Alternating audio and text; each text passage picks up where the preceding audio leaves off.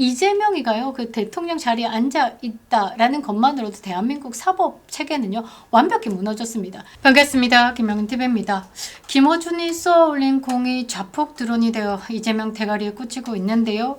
자, 김어준이 참 멋져 보입니다. 저와 같은 생각으로 한동훈이 멋져 보인다라고 한망구들이 따라다니는 게 아닐까 이런 생각도 해보는데요. 자, 사법 파괴, 공소 취소, 거래는요. 민주당이 윤석열 정부를 흔들어댔던 최상병 특검 그것보다 한 20배, 100배 짜리 탄핵 폭탄이지 않을까 생각합니다. 김어준 방송에서 이 전직 MBC 기자가 폭로한 이 공소 취소 거래설. 자, 이건 단순한 스캔들 아닙니다. 정치공학적인 아주 계획된 폭로다라는 거죠. 윤석열 정부를 흔들었던 뭐 최상병 특검 이런 건 비교도 말으라 라는 겁니다. 중대하고 확실한 이재명 탄핵 사유가 나온 겁니다. 자신의 죄를 없애기 위해서 국가 사법 체계를 거래의 도구로 삼았다라는 것. 이건요, 뭐 직권 남용의 가장 악질적인 예가 아닐까. 헌법을 정면으로 부정하는 행위입니다. 자, 김어준의 교묘한 쿠션 전략 그리고 이재명과 김어준 사이의 살벌한 권력 전쟁에 대해서 조금 더 파헤쳐 보도록 하겠습니다. 아직도 구독 버튼 누르지 않으셨다면 꼭 눌러주시고요. 멤버십 가입도 부탁드리도록 하겠습니다. 감사합니다.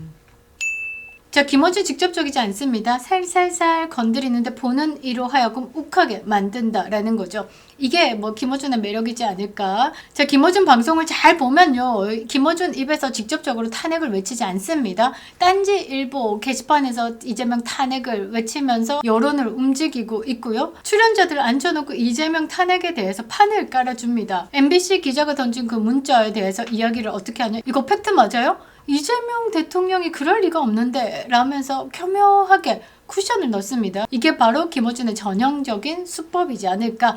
그런데 김어준이가 말하고 싶은 건 정확하죠. 맥락은 명확합니다. 이건 탄핵감이다. 이건 팩트다. 그런 메시지를 지지층에게 주입하고 있는 겁니다. 오죽하면 이 MBC 장인수 전 기자가 폭로할 때 옆에서 특종했다! 특종했어! 이렇게 추임새를 넣었겠습니까? 자, 겉으로는요, 뭐 엄청 중립인척하고 있습니다. 그런데 속으로는 이재명 목에 칼을 꽂았다라는 거. 자, 딴지일보 게시판은요, 이미 이재명 탄핵 이야기로 도배가 되고 있습니다. 김어준이 본색을 드러냈다라는 거죠. 자, 이 상황에서 이재명 강성 지지층 가만히 있었겠습니까? 제명인의 마을 미쳐 돌아갔습니다. 김어준을 향해 가지고 반명 수개다, 낙인 찍고 좌표 찍고 자 일제히 공격해라 라고 하면서 민주파출소에 신고했습니다. 친명계 의원들, 개딸들 김어준 이제 끝장내야 된다 라고 민주파출소에 신고를 하고 고발을 하라 라고 지령을 내리고 난리를 피웠는데요. 결과는 어떻냐? 자, 민주파출소에서 나온 결과가 황당합니다. 당사자를 특정할 수 없어 조치가 어렵다. 아니, 김어준이라고 콕 찍어가지고 링크까지 달고 난리를 부렸는데 특정할 수 없다라고 하는 겁니다. 사실상 이건 뭐냐? 거부다라는 거죠. 이게 뭔 뜻이겠습니까? 가짜뉴스 엄단한다 라면서 징벌적 손해배상을 때리겠다 라면서 유튜브를 상대로 어마어마하게 공포감을 조성시켰죠. 그런데 김어준이다 라는 건물 앞에서는요, 당 기구 이 민주파출소마저도 발을 뺐다라는 겁니다. 이재명과 친명계가요, 자신들이 만든 조직으로부터 제대로 뒤통수 맞은 격이다 라는 거죠.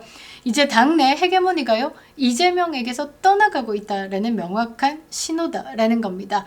자, 이번 갈등의 본질은 정의나 뭐 진실 있다고 아니죠. 뭐 권력이다 라는 겁니다. 다가올 8월에 전당대회를 누가 장악하느냐.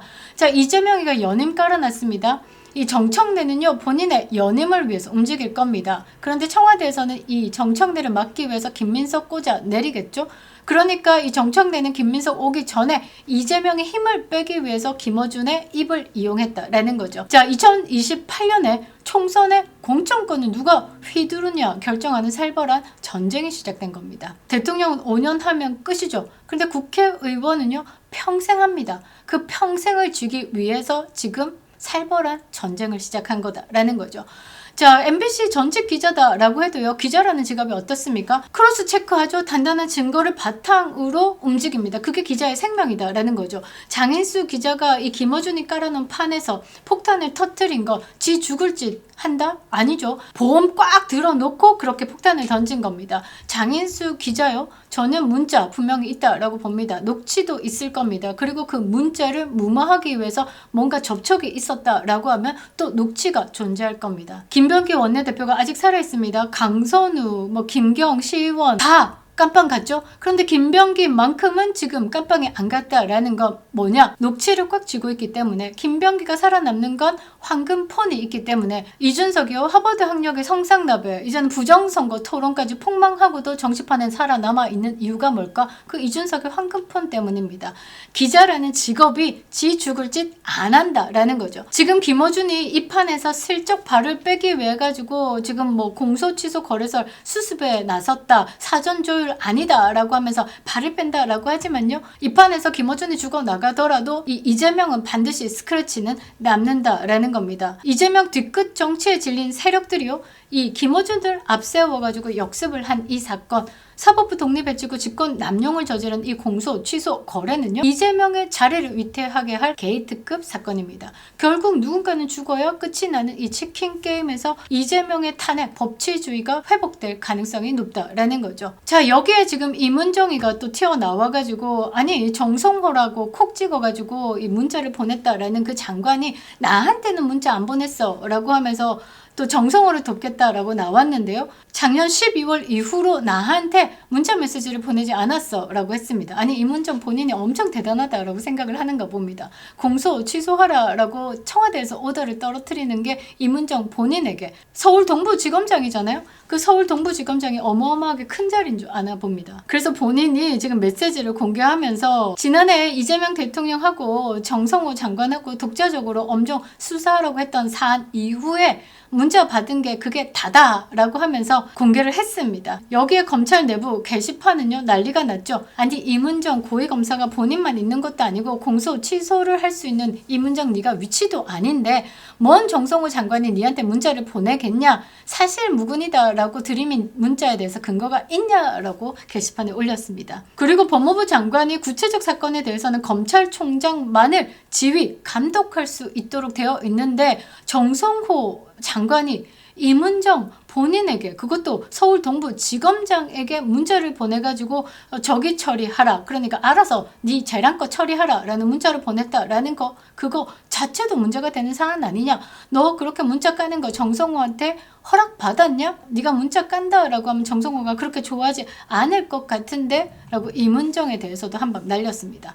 자, 그냥 결론은 뭐냐, 이재명이가요 그 대통령 자리에 앉아 있다라는 것만으로도 대한민국 사법 체계는요 완벽히 무너졌습니다. 이문정 지가 뭐라고 정성호 법무부 장관 대변하겠다라고 또 문자를 까고 말고, 지금요 이 민주당 좌파 내부에서요 김어준이가 띄운 드론이 이재명의 심정을 명중했다라는 거, 사법 거래로요 오직 본인의 죄 없애는 것을 위해서 그 자리에 앉은 이재명의 오만함이요 결국 탄핵이다라는 부메랑으로 돌아온다라는 거.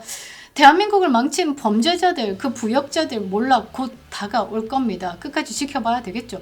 우리가 버티면서 윤호견을 외치는 이유는 버티고 있는 겁니다. 반드시 끝에는 우리가 웃겠죠? 사법거래로 연명하려고 했던 이재명, 김어준 입을 통해서 역사의 뒤안길로 사라질 시간이 다가왔습니다. 그립다 윤석열, 김영윤TV였습니다.